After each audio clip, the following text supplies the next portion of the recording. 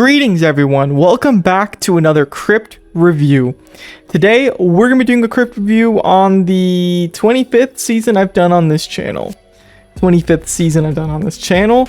there has been so many Krypt seasons, I wonder what the total number is.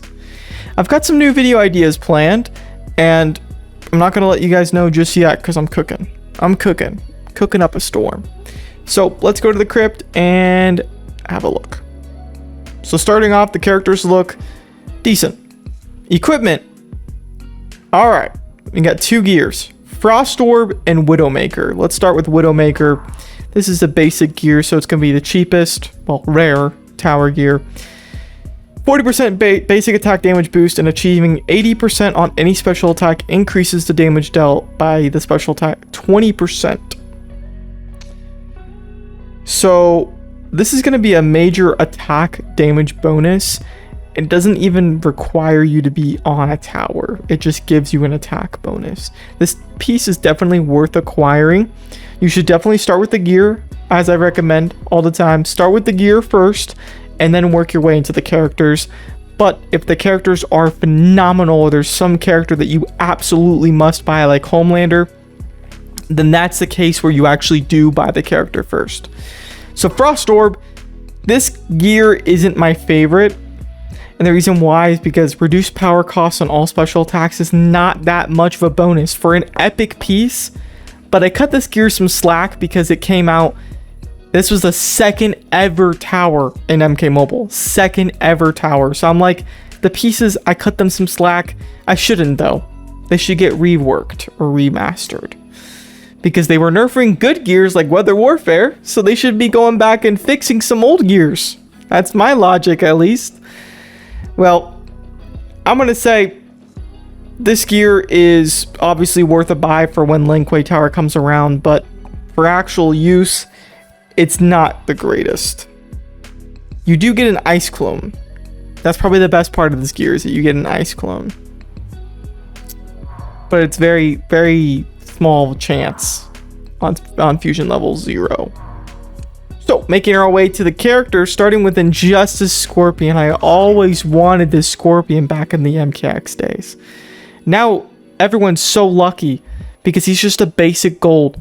He's so easy to get. But back in the day, this was like a rare skin to unlock from Faction Wars.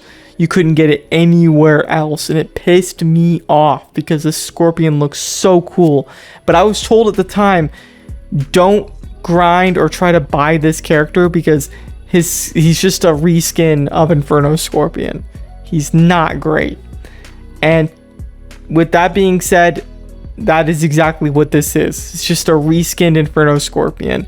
And you most likely have Inferno Scorpion unlocked, so you know that Inferno Scorpion is not a good character. So this character is definitely not worth buying. Not in any timeline. Actually, maybe in some timeline, this character is worth buying. If they actually gave a damn and made him a diamond, that would be a good buy. Sun God, Kodokan. 30% attack bonus for Outworld teammates.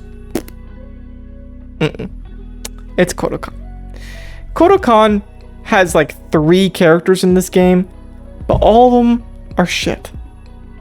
It's so funny. They neglected Khan so much. Kodokan, of course. Shao Kahn has one of the coolest characters in this game. But moving on, Combat Cup Johnny Cage. If you have leftover hearts, definitely pick up a copy of Combat Cup Johnny Cage. But he is a challenge character, very easy to get, and you likely do already have him fused up if you've taken any advice from my channel. He wasn't the #1 spot on my top 10 list, but he was very high up on my top 10 list. Combat Cup Johnny Cage has always been a very strong character, so definitely recommend picking up a copy. Hellspawn Scorpion. He is a fan favorite. There's a lot of people who like Hellspawn Scorpion, but I think his playstyle is very difficult to use, and it relies on dots, which most boss battles are not going to allow you to use. If they did, well, then I would say pick up a copy, but they don't. Moving on to Black Dragon Kano. I had this guy so highly fused on my beginner, like Mortal Kombat X mobile account. And he was a gold back then. Not worth it. Not worth it. Absolutely do not buy. He's only good with his brutality gear and nothing else. Classic movie Johnny Cage. What a great character. But 14,000 hearts is just too expensive for classic movie Johnny Cage. Start with the gears and then get Combat Cup Johnny Cage. If you actually had enough hearts to buy this character, well, points, well, congratulations. You are a great grinder, but you are also probably not the ideal audience for this video because you already know the drill. So don't get a classic movie Johnny Cage.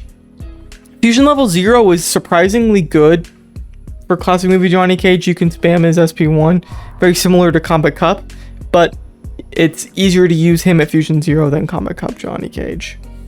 So let's look at this season and see what characters you're gonna have to use. Sonya Blade and Netherrealm. Okay, Netherrealm is easy because you can just put a bunch of Scorpions together. You can use Dark Raiden, Classic Noob Saibot, Classic Scorpion. Overall, decent season actually. Not too shabby. Well guys, that is going to wrap up today's video. Thank you guys so much for watching. If you did enjoy, make sure you like and subscribe if you are new. And yeah, peace out.